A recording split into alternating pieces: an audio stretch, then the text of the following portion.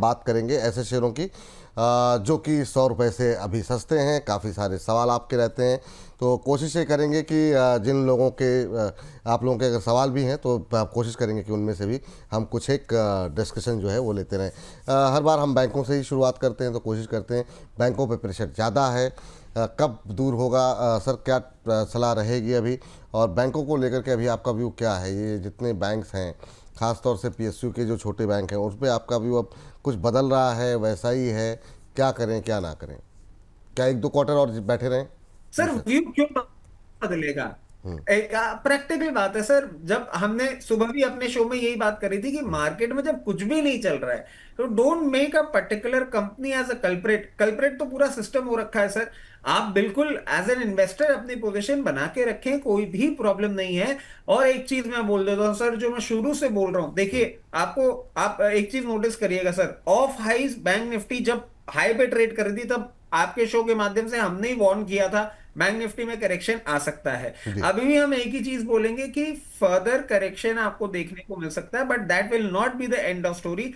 थोड़ा सा टाइम आप इसको दे दीजिए। थोड़ा सा टाइम स्पेंड करने के बाद बैंक निफ्टी में मूवमेंट आएगा, और बैंक निफ्टी में इस बार जो मूवमेंट आएगा that will B led by the PSU banks. आप पीएसयू बैंक्स में अपनी पोजीशन बरकरार रखें। और सर सबसे पहले डिस्कस कर लेते हैं कैनरा बैंक। सबके पास ये है। हम्म। और जिस तरीके से ये बैंक मूव कर रहा है, मैं आपको एक ही चीज बोलूंगा, अभी नियर टर्म में कोई भी मैजिक नहीं होता है। कैनरा बैंक को बहुत ज्यादा अभी आपको टाइम स्पेंड करना पड़ सकता है हायर लेवल पे जाने के लिए। एक बार इसको ब्रीच करने दीजिए 118 रुपीज। 118 रुपीज के ऊपर जाएगा तो आपको दिखा सकता है 138 से 140 तक का मूवमेंट। फ्रेश एंट्री के अगर आप लेवल ढूंढना चाह रहे हैं, यहां नहीं, कहीं भी 104 रुपए से 98 रुपए की रेंज में मिले वहां फ्रेश एंट्री कर सकते हैं। कैनरा बैंक की आपने बात की, ये सर यूको बैंक में क्या करना चाहिए? अब निचले लेवल से अच्छी रिकवरी आ रही है आज इंट्राडे लेवल पे। क्या सलाह रहेगी आपकी करंट लेवल पे यूको बैंक को लेकर के? जो लोग हैं होल्ड करें, सर निकल यू जाएं? सर यूको बैंक देखिए, अभी मैं आपको एक ही चीज बोलूंगा। अभी आप इसमें एक रिकवरी जरूर देख रहे हैं। मैं ये नहीं बोलूंगा कि the bank is bad, but bank will not make a movement. इसमें मूवमेंट आएगा कब? इसमें मूवमेंट आएगा, सबसे पहले तो आप इसको मेंटेन करने दीजिए 29 रुपए 80 पैसे के ऊपर। तब ये आपको दिखाएगा 35 रुपए तक की रेंज। 35 रुपए के ऊपर ये मूवमेंट करेगा, उसके बाद आपको फर्दर अपसाइड दिखाएगा जो कि लेके जाएगा 44 और फिर 52। बट अभी फॉर द टाइम बीइंग वो ब्रेकआउट आता हुआ नहीं दिख रहा है। लोअर लेवल पे चल रहा है। बिल्कुल आप अपनी पोजीशन यहां बरकरार रखें, बट इन लेवल्स के बाद ही ब्रेकआउट आएगा। अभी फॉर द टाइम बीइंग आपको बने रहना होगा। ये बात हो गई। इसके अलावा सर सेंट्रल बैंक को लेकर के, सेंट्रल बैंक ऑफ इंडिया को लेकर काफ़ी सारी क्वेरीज हमारे पास आई है। उस पर आपकी राय जानना चाहेंगे, उसमें क्या करना चाहिए? और हमारे एक दर्शक जो थे, चूँकि अभी मैंने खोला वो कि भाई जो कमेंट्स आ रहे हैं उस पर ही सवाल नहीं, कह रहे हैं कि सर छोटे शहरों में पंजाब एंड सिंध बैंक और सेंट्रल बैंक को और आईडीबीआई बैंक को भी चर्चा में लेकर के आएंगे तो बड़ी मेहरबानी होगी। तो सर इन तीनों को एक साथ अगर आप ट्रैक कर सकें, पहले 35 रुपये पे चल रहा है सेंट्रल बैंक, उस पर क्या करना चाहिए, फिर एक पंजाब एंड सिंध बैंक और एक आईडीबीआई बैंक। सर देखिए, सेंट्रल बैंक में ना मेरे को एक बहुत बड़ी प्रॉब्लम दिख रही है। प्रॉब्लम क्या दिख रही है? इनका ग्रॉस एनपीए जो है ना 14.8% है। अब मैं पीएसयू बैंक से आपको बोल रहा था बिकॉज उनके एनपीएस कम हुए हैं, अराउंड 2% के आसपास आ गए हैं। प्राइवेट बैंक में प्रॉब्लम क्या है? प्राइवेट बैंक में 4 4.5% का है। इसमें एक और चीज है सर, इसकी सेल्स ग्रोथ भी पास्ट 5 ईयर से खराब है। कंटिंजेंट लाइबिलिटी 1.5 लाख करोड़ की है। और अर्निंग में अदर इनकम है जो 6576 करोड़ की है। मैं बोलूंगा सेंट्रल बैंक से आप दूरी बनाए रखें, अभी सेंट्रल बैंक को फंडामेंटली ठीक होने दें। और टेक्निकल ग्राउंड से भी सेंट्रल बैंक में कोई मूवमेंट नहीं दिख रहा है। जी। अगर आपने कोई पोजीशन बना रखी है हायर लेवल पे, प्लीज एग्जिट करें। ये अच्छा नहीं लगता है। और इसके बाद हम बात कर लेते हैं sir Punjab and Sind bank Punjab की। एंड सिंध बैंक, जी sir. Punjab and Sind bank आप देखें, Punjab and Sind bank relatively थोड़ा सा ठीक है। इसमें इनका कॉर्पोरेट एक्सपोजर भी अच्छा है, अराउंड 38% पोजीशन इनकी कॉर्पोरेट एक्सपोजर से ही आती है। इनका डिविडेंड पेमेंट भी अच्छा रहा है। और आप देखें इनका जो पी रेशियो है वो भी कंफर्ट जोन पे ही है। पंजाब एंड सिंध बैंक बिल्कुल यूनियन बैंक की तरह आपको स्ट्रक्चर बनाता हुआ दिख रहा है। उसने 35 रुपए का लेवल दिया था, इसमें 36.5 रुपए का लेवल देंगे। उसके बाद जो ये मूव करेगा, पहला लेवल ये खोलेगा आपको 44 रुपीज तक का। 44 रुपीज के बाद ये 54 रुपीज तक भी जाएगा। अगर आपकी पोजीशन है, बनाए रखें, इन टाइम टू कम आपको रिटर्न अच्छा देगा। ठीक है सर। सर पीएनबी पे रह गया पीएसयू में, तो वो भी एक इंटरेस्टिंग से ज़्यादा रिटेलर्स के सवाल रहते हैं, तो उन पे क्या व्यू रहेगा सर आपका? अभी रखे देखिए रहेंगे? सर, पीएनबी तो डेफिनेटली मैं आपको बोलूंगा आराम से रखें। और अगर लोअर लेवल पे आपको देखने को मिल जाए, मतलब अभी तो आपको ये 104 रुपए पे ट्रेड करता हुआ दिख रहा है। अगर ये आपको मार्केट वॉलेटिलिटी के चलते कभी एक्सट्रीम वॉलेटिलिटी आती है, कोई एक्सट्रीम ही करेक्शन आ जाता है और 92 रुपीज तक भी आ जाता है, तो मैं आपको बोलूंगा आप इसमें अपनी पोजीशन बना के रखें बहुत कंफर्टेबली। कोई भी परेशानी वाली बात नहीं है। इसमें ब्रेकआउट कब आएगा, ब्रेकआउट के बहुत कागार पे है। बट वैसे मैं आपको बोल दूं, यहां से अब जब मूवमेंट चालू करेगा, 115 रुपए का पहले लेवल खोलेगा। 115 रुपए के लेवल के बाद 138 140 रुपए तक जाएगा। और मैं बोलता हूं अगर आप लॉन्ग टर्म इन्वेस्टर हैं, 140 पे भी एग्जिट मत करिएगा। इसके हिस्टोरिकल चार्ट्स खोल के देखेंगे तो आपको पता लगेगा ये कहां तक जा सकता है। पीएनबी इन लेवल्स पे भी अच्छा, लोअर लेवल्स पे भी अच्छा। इन लेवल्स पे भी अच्छा, लोअर लेवल्स पे भी अच्छा। चलिए एक बैंक और डिस्कस कर लेते हैं, और जिस पे हम लोगों ने काफ़ी बातें की, वो ये यस बैंक सर। और अब तो काफ़ी हद तक क्लैरिटी यहाँ पर आती हुई दिखाई दे रही है, आरबीआई की तरफ से मंजूरी, और अब धीमे धीमे चल रहा है। ये अच्छी बात है कि वो ऐसा नहीं कि मतलब पिछली बार की तरह वो एकदम से 1 दिन के अंदर 2 दिन के अंदर वो 24-25 रुपये। अभी क्या करना चाहिए जिनके पास है और जो लोग अभी भी खरीदना चाह रहे हैं? 20 रुपये कंफर्टेबल हैं सर आप खरीदने के लिए? आप देखिए यहाँ पे ना, मैं आपको बताऊं, वैसे अगर आप बोलेंगे रुपया 2 रुपया इतना मैटर नहीं करता। बट जब ये लोअर लेवल्स पे चल रहा था सर, हम मुहिम का ही पार्ट थे जो बोल रही थी कि खरीदना है। आपको अब एक चीज सजेस्ट करता हूं, अगर आपको खरीदना है, यहाँ पे आप खरीद लें आधी क्वांटिटी। आधी क्वांटिटी कहाँ खरीदेंगे? अगर वॉलेटिलिटी आती है 18 रुपए 22 पैसे तक का दाम देखने को मिलेगा, वहां पे आप 100% पोजीशन कर लीजिएगा। जिस तरीके से ये चल रहा है, मैं समझता हूं बहुत जल्द आपको अब 22 रुपए का लेवल तो देखने को मिलेगा ही मिलेगा। अगर मीडियम टर्म के लिए होल्ड करते हैं तो आपको ये 28 रुपए तक का भी लेवल मीडियम टर्म में दिखा सकता है। हमने लोअर लेवल पे ही बाइंग बोली थी, इस पे ही बोलेंगे। 28 रुपए आपको मीडियम टर्म के लिए मैं बोलता हूं। अगर लॉन्ग टर्म देखेंगे, जैसे जैसे न्यूज डेवलप होगी, जैसे जैसे क्वार्टरली रिजल्ट्स आएंगे, आपके चैनल के माध्यम से हम आगे भी टारगेट्स अपडेट करते रहेंगे। अच्छा बैंक है, पोजीशन बना सकते हैं। ठीक सर। आईडीएफसी के बारे में सर आपसे जानना चाहेंगे। तो आईडीएफसी फर्स्ट पे बहुत लोग फंसे हुए हैं, और ये शेयर मतलब मर्जर से काफ़ी एक्सपेक्टेशन थी, चला नहीं। अभी क्या करना चाहिए? 72-73 के आसपास चल रहा है। सर एक्चुअली आईडीएफसी का ना एक टाइम था, और सबने वो बातें सुनी है कि ये तो नया एचडीएफसी बैंक बन जाएगा। आईडीएफसी के लिए ये भी बोला जाता था सर। अब आईडीएफसी जिस तरीके से बिहेव कर रहा है, मैं आपको एक ही चीज बोलूंगा, do not keep any expectations. High expectations अभी इससे मत रखिए। आप ऑलरेडी बहुत परेशान हो चुके होंगे, जितने भी इन्वेस्टर्स हैं। अभी ये जो मोमेंटम है ये आपको कंटिन्यूड होता हुआ दिख सकता है। मैं फ्रेश एंट्री के लिए नहीं बोलूंगा, बट मैं आपको 2 लेवल सुझा देता हूं। पहला लेवल होगा 78, और उसके बाद आपको देखने को मिल सकता है 86 के आसपास तक। वहां पे अगर आप चाहें तो एग्जिट कर लें। मैं बहुत ज्यादा बुलिश हो नहीं पा रहा हूं इस बैंक पे। अपसाइड है, बट जितना मोमेंटम और जितना हम परसेंटेज रिटर्न की बात करते हैं ना, वो बहुत एग्रेसिवली इसमें हम कमांड नहीं कर पा रहे हैं। ठीक, अब आ जाते हैं थोड़ी सी पावर की बात कर लेते हैं सर। पावर में एनएचपीसी से शुरू करना चाहेंगे, क्योंकि आज भी बहुत सारे सवाल थे। अब 99 पे, 98 पे, 100 पे लोग लेकर के बस इंतज़ार कर रहे हैं। करें तो करें क्या सर एनएचपीसी का? मतलब आधे % के आसपास की गिरावट है, 70-78 के आसपास चल रहा है। कब चलेंगे महाराज वाली स्थिति है, क्या टिप्पणी रहेगी सर?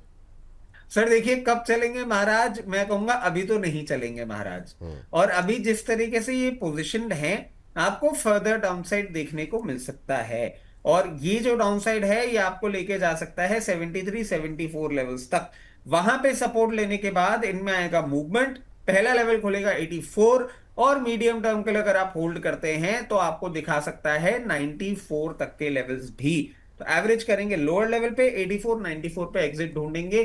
कोई बहुत ज्यादा वॉलिटिलिटी है नहीं, इसी रेंज में रहने वाला है फॉर सम टाइम बीन। अगर लॉन्ग टर्म स्टोरी आप मेरे से पूछते हैं, लॉन्ग टर्म में आपको 124 रुपए तक का भी भाव दिखाएगा, बट उसके लिए आपको वेट करना पड़ेगा। तो लोअर लेवल पे एवरेज करके हायर लेवल पे डिप्लॉय करें। एनएचपीसी के बाद पावर में आ जाते हैं एसजेवीएन को लेकर के सर। ये भी 100 का लेवल क्रॉस करने को राजी नहीं है, 98-99 तक गया फिर वापस आ गया। तो ये एक और चिंता बढ़ा रहा है लोगों की। यहाँ पर भी कह रहे हैं कि क्या करें, 115 पे भी सवाल है, 120 पे भी है, 140 पे भी है। SJVN 92-93 के आसपास सभी क्या करना चाहिए सर? देखिए सर, रिसेंट टाइम्स में इसने 100 के ऊपर भी ट्रेड करी थी बेचारे ने, वो ठीक है, 104 नहीं जा पाया। बट मैं आपको एक चीज बोलता हूं, अगर आपने हायर लेवल पे ले रखा है, आपको मिल रही है एक अपॉर्चुनिटी, और अपॉर्चुनिटी मिल जाएगी 88 87 88 रुपीज की रेंज में। वहां पे चाहें तो अपना एवरेज करें। एवरेज करके मैं ये नहीं बोलूंगा कि 115 116 आपको हाथ के हाथ देखने को मिलेगा, वो एवरेज को आपको डिप्लॉय करना होगा 100 से 104 की रेंज में। वो डिप्लॉय करके वापस आपको जब लोअर रेंज मिले, वापस से बाइंग कर लीजिएगा। 104 या और थोड़ा सा डिफेंसिव हो जाता हूं, 106 रुपए के ऊपर जब ये मेंटेन करेगा ना, उसके बाद आपको अपसाइड दिखाएगा, जो कि 124 और उसके बाद 154 तक भी आपको लेके जाएगा। ठीक है, यहाँ पर भी निगाहें लगी हुई हैं। और इनका क्या हुआ सर, सुजुलॉन बाबू का? मतलब सुजुलॉन बाबू भी मतलब कोई फंडामेंटल कोई समस्या नहीं, एक इस्तीफे की वजह से जो है फंस गया शेयर, और उसके बाद से अब क्या करना चाहिए? क्योंकि क्या 57-58 पे भी ऐड करना चाहिए या नहीं करना चाहिए, जिनके पास ऑलरेडी 74 78 80 के आसपास या 75 के आसपास की एवरेजिंग पहले से पड़ी हो? सर, इस पे हमने जो कवरेज किया था 66 65 लेवल्स पे, अगर वहां पे आपने ले रखा है तो मैं कहूंगा this is not the time to buy in. क्योंकि यूजुअली क्या होता है, हम ये देखते हैं स्टॉक में जब अच्छा करेक्शन आता है तो हम एवरेज कर लेते हैं। अभी यहाँ पे ऐसा नहीं बनता। बट जिन्होंने 80 रुपए 75 रुपए पे ले रखा है, उनको मैं एक चीज बोलता हूँ, और ये चीज सुनने के बाद वो लोग विचलित ना हो जिन्होंने ले रखा है। अभी इसमें जिस तरीके से मूव कर रहा है, जिस रेंज में ये चल रहा है, हो सकता है आपको 52 से 54 की रेंज में एक बार ये दिखा दे, and that will be a very short lived range. तो you have to be very pro at it. उस रेंज में एक बार एवरेज कर लीजिएगा। एवरेज करने के बाद आप इसको डिप्लॉय कहाँ करेंगे? डिप्लॉय करेंगे वापस जब ये आ जाता है 64 रुपए के आसपास। इसको अभी थोड़ा सा टाइम लग सकता है, और जब ये 68 रुपए के ऊपर का ब्रेकआउट करके सस्टेन कर जाए, तो मैं आपको बोलूंगा वापस आपको 84 से 88 के लेवल्स भी दिखाएगा। तो लोअर लेवल पे एवरेज करेंगे और हायर लेवल पे डिप्लॉय करेंगे। ठीक। एक जो है ओरिएंट ग्रीन पावर को लेके बहुत सवाल थे सर, तो ज़रा इस पर भी एक नज़र रखिए। 14 रुपये के आसपास का है, और काफ़ी लोगों ने क्वेरी भेजी लास्ट टाइम के शोज में भी। तो अभी 14 रुपये के आसपास चल रहा है, कोई संभावना है? क्योंकि लोग अपॉर्चुनिटी ढूंढते हैं छोटे शेयरों में। क्या कुछ बताएंगे इसके बारे में आप ज़रा? सर, ओरिएंट ग्रीन पावर की हम 14 रुपये के बात, आसपास है सर। हाँ, जी। 14 रुपए के आसपास चल रहा है। और आप देखें, ये करीबन 1600 करोड़ की कंपनी है। सर, अभी इसमें अगर आप देखें ना, मुझे नहीं लगता है आपको अपसाइड देखने को मिलेगा। अभी फर्दर डाउनसाइड है, बट बहुत ज्यादा डाउनसाइड नहीं है। मेरे हिसाब से इसको करीबन 12.5 रुपए 12 रुपए की रेंज में आपको वापस आता हुआ दिखेगा। ये जो पर्टिकुलर मूवमेंट है जो आप 14 रुपए पे देख रहे हैं, इसमें आपको 15 रुपए 40 पैसे तक का मोमेंटम देखने को मिल सकता है। बट क्या वो ब्रेकआउट करेगा? अभी नहीं लगता। अगर वो ब्रेकआउट करता है, क्योंकि ये होगा इसका थर्ड अटेम्प्ट, और सर टेक्निकल उस पे आप देखते हैं ट्रिपल टॉप ट्रिपल बॉटम की जब बात करते हैं, अगर उसको ब्रीच करता है तो आपको जाता हुआ दिखेगा ये करीबन 18 रुपए 80 पैसे 18 रुपए 90 पैसे। बट क्या ये एक इन्वेस्टमेंट ग्रेड स्टॉक है? अभी नहीं लगता। इसमें आप ट्रेडिंग कर लें। बहुत ज्यादा कोई इन्वेस्टमेंट का कंफर्ट मुझे स्टॉक में नहीं दिखता इन लेवल्स पे। ठीक है सर। अच्छा, अब क्या वाकई में इन्वेस्टमेंट कैंडिडेट जेपी पावर बन गया है? क्योंकि अब तो क्लैरिटी आ गई सर। आपसे बात लास्ट वीक हो नहीं पाई थी। भाई सीसीआई की मंजूरी मिल गई, सब कुछ हुआ। छोटे से ऐसे तो हम लोगों की बात हुई थी, पर इसमें बात नहीं हुई छोटे शेयर पे। तो अब धीरे धीरे आज अपर सर्किट भी लगा हुआ है शेयर पे। 19 रुपये के आसपास कैसा लग रहा है? और धीमे धीमे जो ये भी अब यस बैंक की तरह थोड़ा धीमे धीमे बढ़ रहा था, आज अपर सर्किट लग गया। लेकिन अब सब कुछ क्लैरिटी होने के बाद क्यों ना खरीद ले 19 रुपये में? अब मतलब क्या सलाह रहेगी आपकी? सर देखिए, अगर आपको करना ही है, मतलब मैं आपको बोलता हूँ, देखिए अभी ना कंपटीशन कमीशन से आया है एक अपडेट आ गया, एंड मोटा मोटी it's a go through deal. अब ये जरूर है कि आपको इसमें बहुत सारे चेंजेस आते हुए दिखेंगे, बट क्या होता है ना सर, कई कबार वो बोलते हैं ना कि वंस बिटन ट्वाइस कॉशियस वाला एक जो अप्रोच है, वो अप्रोच अगर आप रखना चाहें तो मैं बोलूंगा कि आप अगर इसमें इन्वेस्टमेंट करना चाह रहे हैं, यहाँ पे अराउंड 50% ही डिप्लॉय करें। और 50% डिप्लॉय होने के बाद थोड़ा सा वेट कर लें। और मैं वेट कर लें क्यों आपको बोल रहा हूँ, क्योंकि टेक्निकल ग्राउंड से भी आप देखेंगे ना, ये जैसे ही 23 रुपए 60 पैसे के ऊपर कोई मूवमेंट करता हुआ दिखाएगा तो इसमें कुछ होगा।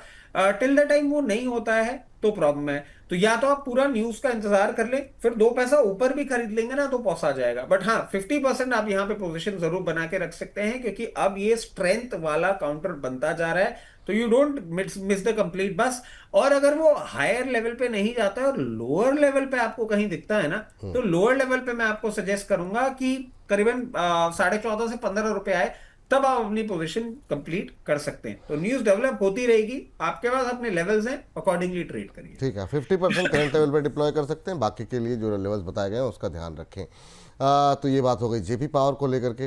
रिलायंस पावर में क्या हो रहा है सर? कुछ ना कुछ, कभी कल बैंक ऑफ बड़ौदा को लेकर कोई खबर देख रहे थे कि उन्होंने फ्रॉड डिक्लेयर कर दिया है। ये नहीं चल रहा सर, अभी 47 के आसपास है, हालांकि उस तरीके से अब फिर टूटा भी नहीं, जो एक समय जो आई थी बैक टू बैक गिरावट। अभी 47 के आसपास क्या करें? कुछ लोगों के पास ऊपर भी होंगे, कुछ लोग खरीदना भी चाह रहे होंगे। आपकी सलाह क्या है रिलायंस आर पावर पे? सर देखिए, जिन लोगों के पास ऊपर है उनको मैं बोलूंगा, पहले भी हमने बोला था जब ये 50-60 रुपए चल रहा था, 56 रुपए चल रहा था, कि यहाँ नहीं, एक बार नीचे आने दीजिए। इसका एक बहुत स्ट्रॉन्ग सपोर्ट बनता है सर 43, 60, 44 की रेंज में। एवरेज वहीं करना है। अगर आपने ले रखा है और फिर आप बोल रहे हैं कि क्या करना है, तो मैं बोलूंगा कि ठीक है, अगर आप एग्जिट ढूंढना चाह रहे हैं, इसको थोड़ा सा टाइम दे दें। अभी आपको ये 51 और 54 56 तक के भी लेवल्स दिखा सकता है, वहां पे आप एग्जिट ले लीजिएगा। बट मैं समझता हूँ सर, जो न्यूज पूरी की पूरी डेवलप हो रही है ना, ये तो हमको पता ही है कि अंबानी, जो अनिल अंबानी साहब है, उनका डायरेक्ट कोई कनेक्शन तो इसके साथ स्टैब्लिश हो ही नहीं रहा है। एक नीजक रिएक्शन था। बट अकॉर्डिंगली आप कॉल ले सकते हैं। अगर आप रिस्क लेना चाह रहे हैं तो मैं आपको बोलूंगा कि हाई लेवल्स पे एग्जिट करें, और अदरवाइज लोअर लेवल पे आपने ले रखा है तो यहाँ पे। और अगर आपने हाई लेवल पे ले रखा है और एवरेज करना चाहें तो 43 60 44 की रेंज में एवरेज करके और फिर इसमें हायर लेवल पे आप नई एग्जिट। खरीदारी के लिए बताइए सर, कि नई खरीदारी कहाँ करें, क्या अभी कर सकते हैं या वेट करना चाहिए? क्या सलाह रहेगी? नई खरीदारी के लिए मैं आपको ये बोलूंगा कि 44 43 60 की रेंज में आता है, वहां पे पोजीशन बनाइए। 44 रुपये के आसपास खरीदारी कर जा सकती है आर पावर पे। आर पावर से याद आया, रतन इंडिया पावर और रतन इंडिया इंटरप्राइजेस, इन दो पे भी आपका व्यू जानना चाहेंगे। आज दोनों में अच्छा मोमेंटम है। रतन इंडिया इंटरप्राइजेस अभी 5.5% ऊपर, ऊपर से थोड़ा सा हल्का हुआ है, लेकिन फिर भी 62 के आसपास ट्रेड करता हुआ। कैसे क्या राय देंगे सर? रतन इंडिया इंटरप्राइजेस में अच्छा मोमेंटम यहाँ पर देखने को मिल रहा है, अभी क्या करना चाहिए? यहाँ पर ठीक ठाक रैली देखने को मिल रही है। सर एक्चुअली इसमें ना रैली ठीक ठाक है, बट हमने पहले भी डिस्कस किया है, इसके ना फंडामेंटल्स मुझे बहुत ज्यादा एक्साइटिंग लगते नहीं है। अगर आपने ले रखा है तो मैं एक ही चीज बोलूंगा, फॉर द टाइम बीन अभी इस मोमेंटम को कंटिन्यू रहने दीजिए। और जहां भी आपको लेवल मिले 72 रुपए के आसपास, आप वहां पे एग्जिट कर सकते हैं। और रतन इंडिया फ्रेश एंट्री के लिए ये लेवल भी नहीं, फ्रेश एंट्री के लिए नीचे का लेवल भी मैं अभी बोलूंगा for the time being avoid करें। We have better stocks to look at. Ratan India power की पावर। हम बात करते हैं। पावर देखिए सर, मुझे तो अभी कुछ मैजिक करता हुआ नहीं दिख रहा है। इसको एक बार आप क्लोज होने दीजिए 13 रुपए 60 पैसे के ऊपर, फिर आपको ये अपॉर्चुनिटीज दे सकता है 16 18 रुपए की। फ्रेश पोजीशन मैं एडवाइज नहीं करूंगा, हायर लेवल्स पे एग्जिट अपॉर्चुनिटी आपको ढूंढनी चाहिए।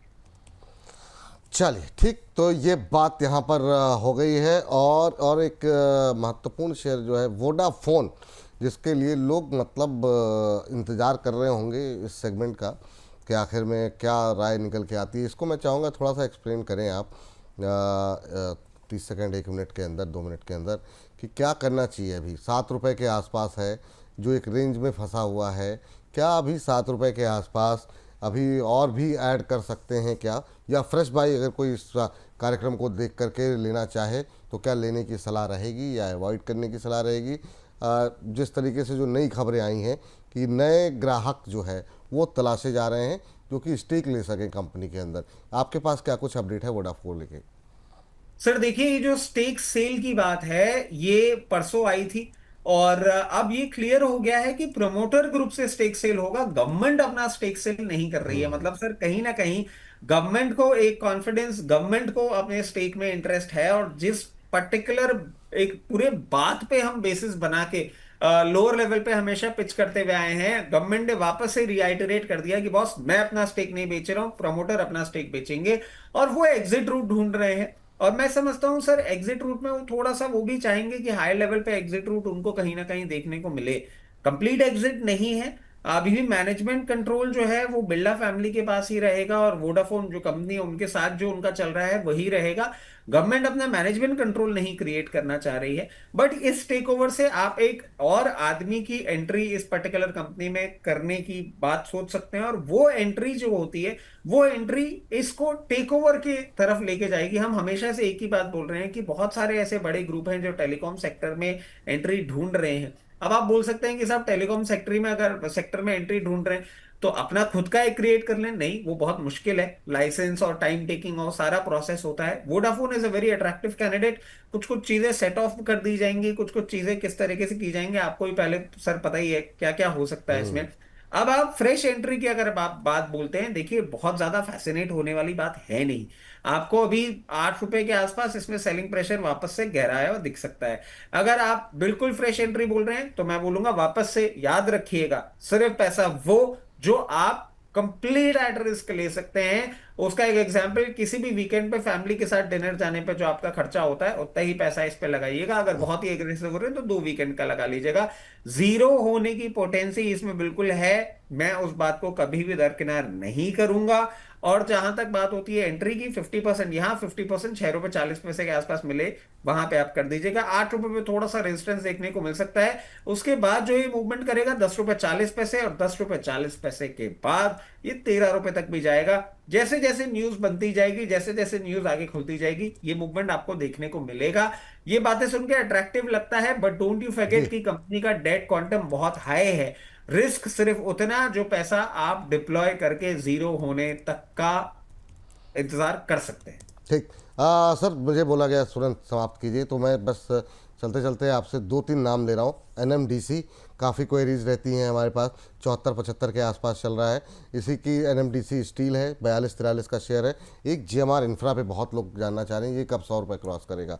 तो अगर हम थोड़ा सा एक एक लाइन, दो दो लाइन, चार चार लाइन में इसको अगर समाप्त कर सकें तो। सर देखिए एनएमडीसी में आप जिस तरीके का मूवमेंट देख रहे हैं अभी, ये फाइनली एक ब्रेकआउट की कोशिश कर रहा है, और मैं समझता हूं सस्टेन आपको होता हुआ दिख गया तो फिर आपको हायर लेवल्स देखने को मिल सकते हैं जो कि इसको लेके चले जाएंगे 82 लेवल्स तक। अभी एनएमडीसी में फ्रेश एंट्री के लिए मैं आपको बोलूंगा कि थोड़ा सा वेट कर लें, यहां पे नहीं, कूल ऑफ हो, कहीं 72 1 रुपए के आसपास मिले तो करिएगा। बट हाँ, ये एक अपसाइड के लिए अब तैयार हो रहा है, तो ज्यादा देर इसके साथ इंतजार मत करिएगा, ये ब्रेकआउट दे सकता है। जीएमआर एयरपोर्ट, ये भी एक परेशानी का ही सबब बना हुआ है सर। कितनी मेहनत कर ली, दिल्ली एयरपोर्ट में कितना सब कुछ कर लिया। फ्रेश एंट्री बनाना चाहते हैं तो फ्रेश एंट्री यहां नहीं, 78 रुपीज के आसपास बनाएंगे। और लेवल्स अगर आप पूछते हैं एंट्री के बाद, सबसे पहला लेवल खुल के आएगा 91, 91 के ऊपर सस्टेन करेगा, उसके बाद ही जा सकता है 100 रुपए तक मीडियम टर्म में। उसके बाद आप बोल रहे हैं एनएमडीसी स्टील। एनएमडीसी स्टील अभी 42 रुपए पे चल रहा है, ये भी एक अपसाइड की तैयारी कर रहा है, रिसेंट टाइम्स में एक अच्छी बाइंग देखने को मिली है। अगर आप फ्रेश एंट्री यहाँ पे ट्रेडिंग बेट के तौर पे कर रहे हैं तो चलिए वो भी आप कर लीजिए। स्टॉप लॉस लगाएंगे 38 रुपीज का, टारगेट होगा नियर अबाउट 50 रुपीज का।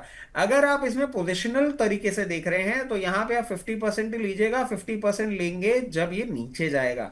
मैंने ठीक। सिर्फ ट्रेडिंग के लिए आपको स्टॉप लॉस बोला है, इन्वेस्टमेंट का फ्रेश बाइंग जो है वो ट्रेडिंग के स्टॉप लॉस के से भी नीचे से होगा, 35 रुपए के आसपास।